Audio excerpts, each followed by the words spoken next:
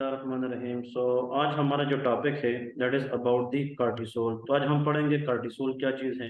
लेकिन इससे पहले हम आप लोगों को ये बताता चले, for example in the body we have a gland known as adrenal gland. ठीक है, एड्रीनल ग्लैंड के हमारे पास जनाब इस तरह दो पार्ट्स होते हैं, एक आउटर पार्ट होता है और एक इनर पार्ट होता है। ठीक है जी, तो इतना याद रखें, जो आउटर पार्ट है एड्रीनल ग्लैंड का उसको हम एड्रीनल कार्टेक्स कहते हैं, और ये जो अंदर वाला पार्ट है इसको हम एड्रीनल मेडुला कहते हैं। तो जो एड्रीनल कार्टेक्स है उसका जो सबसे बाहर वाला लेयर है that is called zona glomerulosa.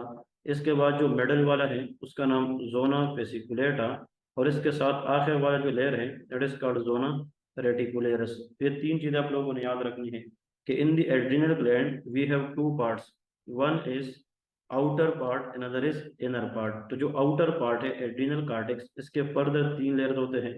Outer is zona glomerulosa, zona fasciculata and zona reticularis. तो आप लोग इसको आसानी के लिए GFR के नाम से याद रखें। इस तरह हम कहते हैं किडनी में it stand for glomerular filtration rate. तो ये एड्रीनल ग्लैंड में ग्लोमेरुलोसा, फेसिकुलेटा एंड रेटिकुलेरस। अब ये जो फेसिकुलेटा है इससे एक हार्मोन आती है दैट इज कॉल्ड कार्टिसोल। सो इसकी जो सोर्स है वो एड्रीनल ग्लैंड के अंदर जोना फेसिकुलेटा है। ठीक है जी। अब देखें ये किस तरह का है, इसकी रेगुलेशन कैसी होती है। तो मैं यहाँ से एक डायग्राम से स्टार्ट करूंगा। फॉर एग्जांपल यहाँ पे हाइपोथैलेमस है। हाइपोथैलेमस के बाद यहाँ पे जो ग्लैंड है दिस कॉल्ड पिट्यूटरी ग्लैंड। इसमें आप लोगों को याद रखना है कि for example in the lumbar region we have kidney. यहाँ पे क्या है, किडनीज है, और इन किडनी के ऊपर जो ग्लैंड पड़ी है that is called adrenal gland. अब सवाल ये है, जो हाइपोथैलेमस है यहाँ से एक हार्मोन आता है that is called CRH, corticotropic releasing hormone.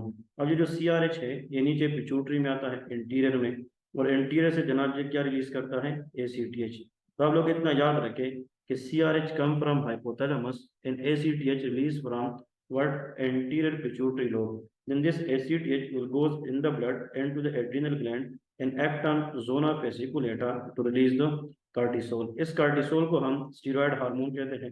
It is also known as glucocorticoid. ठीक है, तो this is called hypothalamic pituitary adrenal axis. इसमें हाइपोथैलेमस से CRH आएगा, फिर पिट्यूटरी से ACTH आएगा, और एड्रीनल ग्लैंड से कार्टिसोल निकलेगा। तो इसमें सबसे पहले हाइपोथैलेमस है, फिर नीचे पिट्यूटरी है, और आखिर में एड्रीनल ग्लैंड है। इसको हम HPA एक्सिस भी कहते हैं। ठीक है जी। अब अगर कार्टिसोल बढ़ जाए फिर नेगेटिव फीडबैक से CRH और ACTH की रिलीज कम होगी। बट अगर कार्टिसोल कम हो जाए तो नेगेटिव फीडबैक से वजह से इन दोनों की रिलीज ज्यादा होगी। Once this cortisol is release then how it will do function in the body. Number one, in increases appetite, another is in increases blood pressure. How it increases blood pressure? By upregulating alpha 1 receptors in the arteriole. As we know कि when alpha 1 receptor देखें, ये arteriole है, इस arteriole के ऊपर जो receptor है they are called alpha 1। And when somebody activate alpha 1 it can cause arteriolar constriction, and arteriolar constriction increase the BP. जिस तरह थायराइड हार्मोन हमने पढ़े वो बीटा 1 एक्टिविटी के जरिए बीपी बढ़ाता है, और जो कार्टिसोल है वो अल्फा 1 रिसेप्टर एक्टिविटी की वजह से बीपी बढ़ाता है। ठीक है, दूसरी बात जो कार्टिसोल है ये नॉर एपिनेफ्रिन इसकी सेंसिटिविटी बढ़ाता है, एंड एपेनेफ्रीन, जिसकी वजह से भी जनाब बीपी ज्यादा होगी, because epinephrine act on both alpha 1 and beta 2। Number two, ये जो कार्टिसोल है this point is very very important which will help us in pathology. When cortisol is very very high it act like mineralocorticoid. ये तो खुद ग्लूकोकार्टिकाइड है, लेकिन जब इसका लेवल बहुत बढ़ता है तो फिर ये मिनरलोकार्टिकाइड जैसा काम करता है विच इज कॉल्ड एल्डोस्टेरोन। तो at higher concentration can bind to the mineralocorticoid receptor, and that will leads to, because this aldosterone help in the retention of sodium and water, and as we know जितना आप sodium water को ज्यादा retain करेंगे उतना BP बढ़ने के chances ज्यादा होंगे। तो यहाँ से गुड स्टूडेंट दो चीज सोचेगा, how this cortisol increase BP by three mechanism, by up regulating alpha 1 receptor, number two by increasing sensitivity of epinephrine and norepinephrine, and third is it act on the aldosterone receptor which lead to retention of sodium in water. Next point, जो cortisol है ये insulin की resistance को बढ़ाता है, ये insulin को receptor पे काम करने नहीं देता, that is why it is diabetogenic in nature. It increase gluconeogenesis, lipolysis and proteolysis. ये ग्लूकोज की जो यूटिलाइजेशन है उसको कम करता है। अब देखिए लाइपोलाइसिस के जरिए और प्रोटियोलाइसिस के जरिए यहाँ पे फ्री अमाइनो एसिड्स बनेगी, यहाँ पे free fatty acid, and both will later convert into new glucose, which leads to gluconeogenesis. Another very important point, that is fibroblast activity. What is fibroblast? These are the cells which help in the wound healing. अगर कहीं पे body में cut लग जाए, wound हो जाए, तो उसको ठीक होने के अमल को हीलिंग कहते हैं। और उसमें जो मेन सेल होते हैं रोल प्ले करने वाले, वो फाइब्रोब्लास्ट। तो cortisol inhibit the activity of this fibroblast. That is why those patient who has more cortisol, their wound healing will be poor. अब यहाँ पे दो चीज आप लोगों को याद रखनी है कि अगर कहीं पे कट लगता है और उसको दोबारा ठीक होने में ज्यादा टाइम लगता है, उनमें से एक वजह कार्टिसोल है, दूसरा डायबिटिक पेशेंट होता है। डायबिटीज पेशेंट में ग्लूकोज लेवल ज्यादा होता है, इनमें भी ग्लूकोज ज्यादा होता है। तो ग्लूकोज जितना ज्यादा होगा, that make a favourable environment for bacterial growth. तो जितना बैक्टीरियल ग्रोथ ज्यादा होगा, रिकरेंट इन्फेक्शन होगी, तो वुंड हीलिंग में ज्यादा टाइम लगेगा। ये कोलेजन सिंथेसिस को कम करता है, जिसकी वजह से जो एब्डोमेन की स्किन है वो थिन होती है, इसको हम स्ट्राया कहते हैं। फिर नीचे लिखें, ये इन्फ्लेमेटरी इम्यून रिस्पांस को कम करता है by inhibit the production of leukotriene and prostaglandin. जब बॉडी के अंदर इन्फेक्शन चल रहा होता है तो फिर होता यह है कि एक्चुअली जो बॉडी है वो इन्फ्लेमेटरी सेल बनाता है।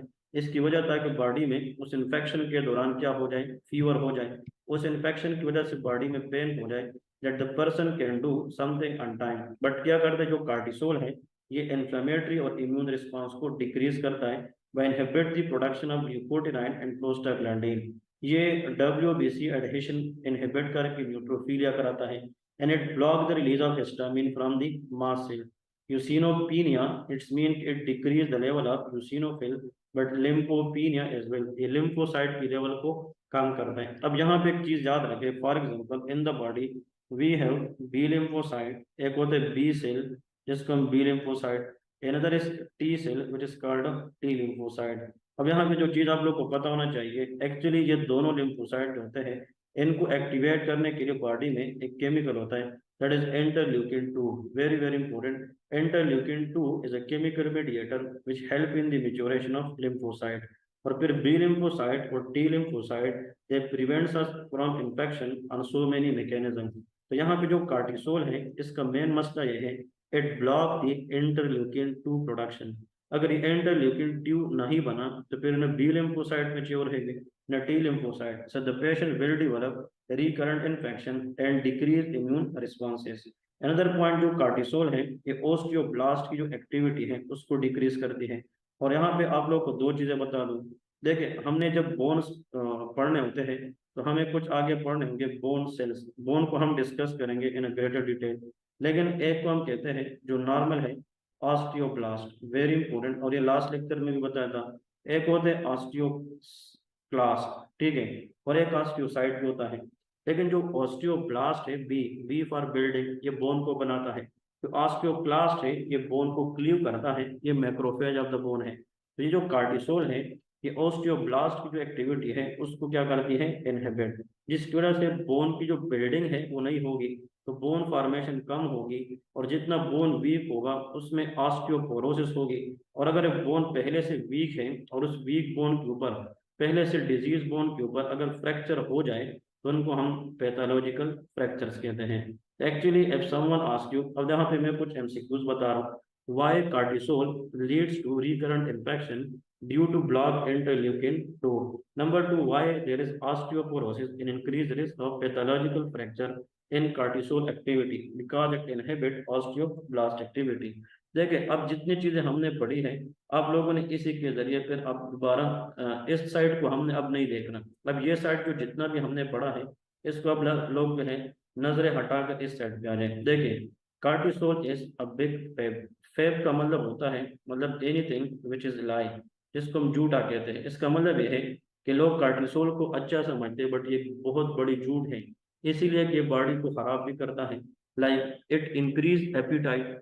Number 2, blood pressure regulation, insulin resistance, G for gluconeogenesis, F for fibroblast inhibition, I for inflammatory और इम्यून रिस्पॉन्सेस को कम करता है। And B stand for bone formation को भी इनहिबिट करता है by blocking osteoblast activity. Exogenous glucocorticoid can cause reactivation of TB and candidiasis because they block interleukin 2 production. अब वेरी वेरी इंपॉर्टेंट, अब यहाँ पे जो मेन चीज आप लोग को बताने जा रहा हूँ कि interleukin 2 it is 90% involve in the T lymphocyte maturation. ये बी लिम्फोसाइट इस पे डिपेंड नहीं करता, मेन टी लिम्फोसाइट। और आप लोगों को पता है कि वो इम्यूनिटी जो हमें कहाँ से मिलती है टी लिम्फोसाइट से, उसका नाम सेल मेडिएटेड इम्यूनिटी है।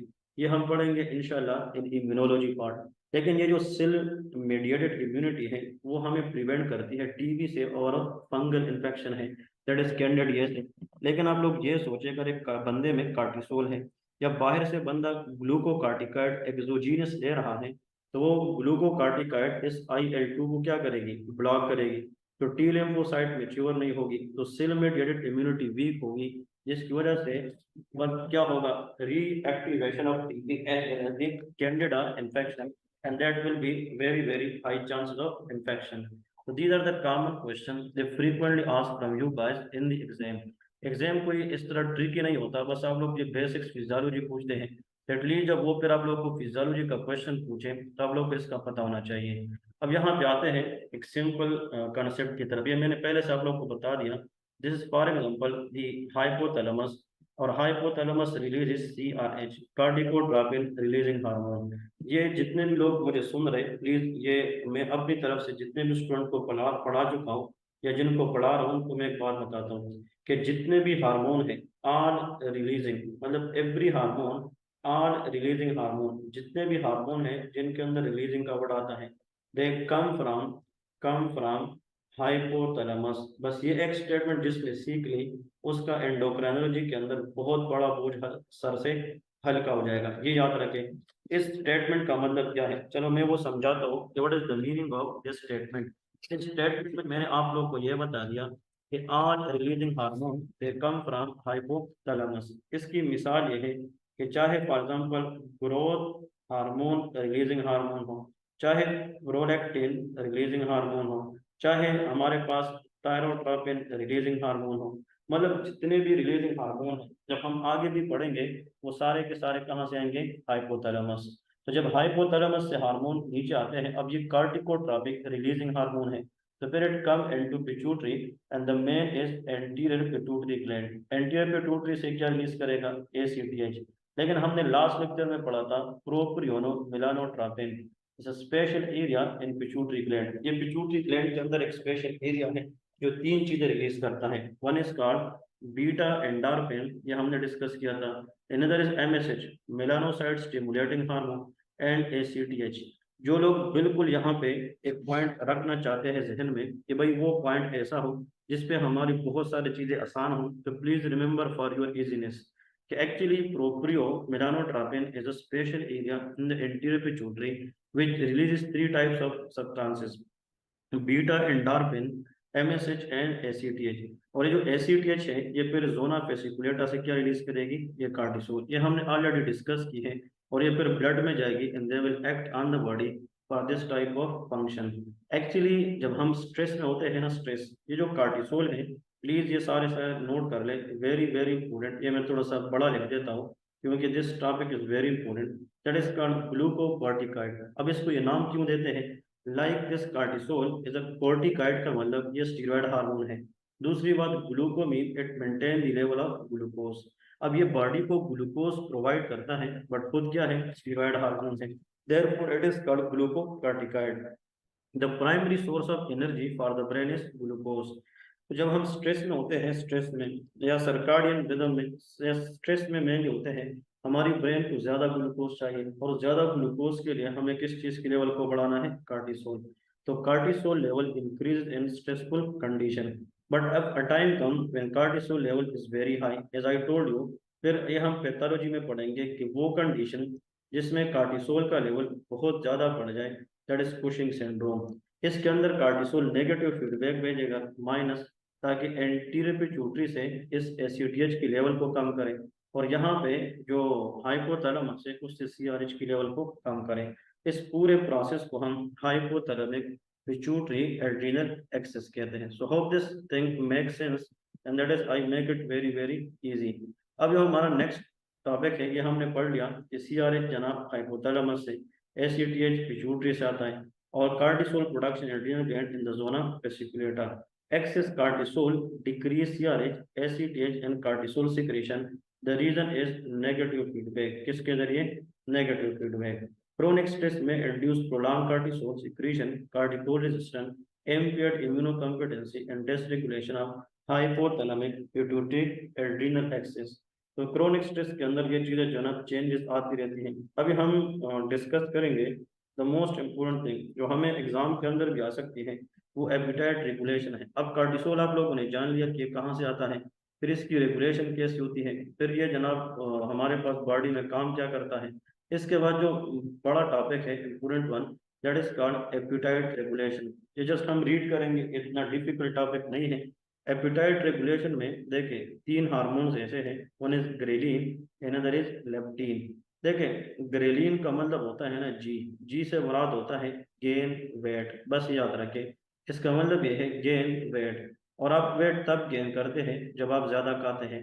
तो ग्रेलिन मेक यू, मतलब क्या, ghrelin grow the person, grow mean gain weight. इसका मतलब ये हंगर को स्टिमुलेट करता है, और ऐसी चीज जो हंगर को स्टिमुलेट करे it will leads to more eating, और ज्यादा ईटिंग की वजह से the patient become gain weight, उसकी जो वेट है वो गेन हो जाती है। अब सवाल यह है मोस्ट इम्पोर्टेंट कि एक्चुअली जो ग्रेलिन है ये हंगर स्टिमुलेट, और इसका जो लेप्टिन है ना ये बहुत इंपॉर्टेंट है। अब यहाँ पे जो लेप्टिन है वो एल है, L mean that is called low weight. इसका मतलब ये एपिटाइट सेंटर, ये सेटाइटी हार्मोन है, तो ये हंगर, हंगर के लिए हार्मोन है ग्रेलिन, और जो लेप्टिन है उसको हम क्या कहते हैं, सेटाइटी हार्मोन। अब इन दोनों को हम डिस्कस करेंगे कि जो ग्रेलिन और जो हमारे पास लेप्टिन है इसमें क्या मतलब यह है कि मोस्ट इम्पोर्टेंट डिफरेंस है। अब इसमें याद रखें actually it is the orexigenic effect. Orexigenic effect का मतलब देखें कि anything that increase appetite for more eating that is called orexigenic to stimulate the hunger. ये भूख को बढ़ाता है। Growth hormone release through growth hormones secretogogue receptor produced by stomach, sleep deprivation, fasting and Prader-Willi syndrome। इंसान sleep deprivation में, insomnia में, depression में, हाइपरफेजिया होता है, फास्टिंग में बहुत टाइम से नहीं गया होता है तो उसका ग्रेलिन बढ़ता है। और ये डिजीज हम पढ़ेंगे, सिर्फ इतना याद रखें कि इस कंसेप्ट को फर्स्ट एड में जब हम पढ़ेंगे, अगर किसी ने वैसे देखना है तो आप लोग जाकर बायोकेमिस्ट्री वाले सेक्शन में देखेंगे इम्प्रिंटिंग, वहाँ पे एक होता है प्राडर विलाय सिंड्रोम और एक होता है जनाब Angelman syndrome. We will discuss it. It is the chromosome 15 defect characterized by paternal deletion of chromosome that leads to weight gain, short stature, hypogonadism, and gain weight because of increased ghrelin production. Ghrelin make you grow hungry. Act on the lateral area of the hypothalamus. Very important. Lateral area of hypothalamus. मैंने इसको ऐसे याद किया है, अगर ये person है और इमेजिन करें कि इसकी बेली है, ये एब्डामिन है, तो एब्डामिन का ये वाला मीडियल पार्ट है और ये वाला लेटरल है। तो जितना ज्यादा खाएगा बंदा तो इसकी साइड बाहर की तरफ निकलेगी। इसलिए हंगर स्टिमुलेशन जो है ये हाइपोथैलेमस की साइड ऑफ होती है। तो लेटरल एरिया ऑफ हाइपोथैलेमस में हंगर सेंटर होता है विच इंक्रीज द एपिटाइट। फिर जो लेप्टिन है उसके बारे में याद रखें, satiety hormone produced by adipose tissue. इसमें mutation of leptin gene can cause severe obesity. Very very important, क्योंकि ये तो सेटाइटी हार्मोन है, लेकिन इसमें अगर चेंज आ जाए तो फिर बंदे को जनाब मतलब सेटाइटी नहीं होगी तो बंदा खाता रहेगा, जिसकी वजह से ओबेसिटी होगी। तो ये चीज नोट कर ले कि obesity result because of gene mutation of the leptin. obese patient have increased leptin due to increased adipose tissue but are tolerant to resistance to leptin anorexogenic effect, sleep deprivation, starvation decrease the production। तो different बात है, leptin keep you thin. अब देखें यहाँ पे leptin का मतलब होता है इसकी जो सेंटर है वो वेंट्रोमीडियल एरिया ऑफ हाइपोथैलेमस में है। इसका मतलब यह है मीडियल, अगर एक बंदा है वो अंदर की तरफ आएगा तो उसकी बॉडी थिन हो जाएगी। तो any hormone which activate hunger and make the patient hungry, and that will lead to weight gain, that is ghrelin. Ghrelin is increased in a pathological condition known as Prader-Willi syndrome। और वो condition जिसमें patient सेटाइटी centre और उसमें patient लीन thin हो वो leptin है। अब एक होता है एकाइनो कैनाबिनॉइड। एंडो कैनाबिनाइड, जो एंडो कैनाबिनाइड है it is acting cannabinoid receptor in hypothalamus nucleus accumbens. जो न्यूक्लियस अकम्बियल है ये कहाँ पे होता है, it is a part of limbic system. ये सेक्सुअल प्लेजर या इस तरह की मतलब ये है कि ये मतलब उसको कंट्रोल करता है, and it decrease the apatite, homeostatic and hedonic control of food intake. Hedonic control mean के वो फूड जो बंदा पेट भरने के लिए ना खाए, एंजॉय के लिए खाए, उसको हेडोनिक फूड कहते हैं, इंक्रीज एपेटाइट। लेकिन endocannabinoid at the end increase the appetite. Exogenous cannabinoid can cause munchies, munchies का मतलब यह है, इससे फिर बंदा जो है एंडोकेनाबिनाइड की वजह से बंदा फिर पल्सेस में वक्त पे से मतलब यह है कि थोड़ा थोड़ा खाते हैं, लेकिन एक तरफ जो है ना अगर आप उसको कहें कि इकट्ठा कहें तो वो प्रॉपर खत्म नहीं कर सकते। अब इसके साथ जो हमारा मेन चीज चलेगी side by side, the most important, वो हमारा पास ये एक एरिया है जिसको हम इंशाल्लाह अभी कवर करेंगे। अगेन वेरी वेरी इंपॉर्टेंट, ये हार्मोन की सिग्नलिंग पाथवे है, signalling pathway of endocrine hormone, इसको रटना नहीं है। जहाँ पे एमसीक्यूज है वो मैं बताऊंगा, वो सिर्फ नोट कर ले, वो आपके काम आएंगे, ठीक है। These are are second messenger system. देखिए मैंने आप लोग को लास्ट टाइम ये बताया था, अगर ये सेल है सेल, और इस सेल पे जनाब यहाँ पे क्या है, रिसेप्टर है। अब यहाँ पे एक सब्सटेंस है दैट इज ए। अब ये हार्मोन भी हो सकता है, ड्रग भी हो सकता है, कुछ भी हो सकता है। अगर ये चीज नीचे आता है और इस रिसेप्टर पे अटैच होता है, so this act as first messenger. और फिर इस सेल के अंदर जो बायोलॉजिकल चेंज आता है, वो जिस चीज के जरिए आगे चलता है उसको सेकंड मैसेंजर कहते हैं। तो यहाँ पे देखिए सेकंड मैसेंजर साइक्लिक एमपी किन किन हार्मोन्स के लिए है, फ्लैट चेप्स हग, ठीक है, चग्स, ठीक है। तो यहाँ पे FSH, LH, SCTH, TSH, CRH, HCG hormone come from placental tissue. ADH which act on the V2, इसको आप लोग टारगेट करें, क्योंकि जो एडीएच है ये दो जगहों पे है। V2 रिसेप्टर इसकी किडनी में है, V1 रिसेप्टर एडीएच की ब्लड वेसल में है। V1 से ये वेजो कंस्ट्रक्शन कराता है, V2 से रिटेंशन ऑफ वाटर कराता है। So if ADH act on the kidney, it will act through cyclic AMP. But if ADH act on the vessel, it will act through IP3, ionocytol triphosphate, ठीक है। फिर ना हम मिलेंगे calcitonin, histamine, PTH, MSH, glucagon and GHRH, growth hormone releasing hormone, ये बहुत important है। तो इसका मतलब ये है कि जो हिस्टामिन है ये H2 रिसेप्टर पे अगर काम करे तो साइक्लिक MP1 पे काम करे तो IP3। ऐसा करते हैं ना, आप लोग को मैं एक तरीका बता रहा हूँ, देखें। ऑक्सीटोसिन कॉन्ट्रैक्शन ऑफ यूट्रस करता है, ऑक्सीटोसिन ये ब्लड सॉरी ये मिल्क इजेक्शन करता है। इसी तरह वेजो कंस्ट्रक्शन B1 एडीएच करता है, हिस्टामिन भी जनाब वेजो कंस्ट्रक्शन। ये जो जहाँ पे भी angiotensin two sorry vasoconstriction powerful vaso, तो मेजॉरिटी जो वेजो कंस्ट्रक्शन वाले हैं वो IP3 हैं। अब ये साइक्लिक एमपी है, ये साइक्लिक जीएमपी है, ये तो आसान है, that is called BNP, ANP and nitric oxide. So think जहाँ पे बीएनपी मतलब ये है, ये कहाँ से आता है, कम फ्रॉम वेंट्रिकल सेल, और ये ईट्रियल सेल से आता है मायोसाइड। और वे तब रिलीज होते हैं जब बीपी ज्यादा होती है और हमने यूरिन ज्यादा पास करना हो, बीपी कम करना हो, तो ये चीजें रिलीज होगी, नाइट्रिक ऑक्साइड। इन सब का काम वेजोडाइलेशन एंड डायूरेसिस है। Intracellular receptor progesterone, estrogen, testosterone, cortisol and androgen, these all are called steroid hormone. अगर मैं इस तरह कहूँ ना, देखिए यहाँ पे जो एड्रीनल कार्टेक्स है उसके एक जोना ग्लोमेरुलोसा, दूसरा जोना फेसिकुलेटा और आखिर में जोना रेटिकुलेरस। ये जो जोना ग्लोमेरुलोसा है उसका नाम है एल्डोस्टेरोन, जो जोना फेसिकुलेटा है उसका नाम है कार्टिसोल, और जो जोना रेटिकुलेरस है that is known as androgen. Androgen के अंदर फिर टेस्टोस्टेरोन, एस्ट्रोजन एंड प्रोजेस्टेरॉन।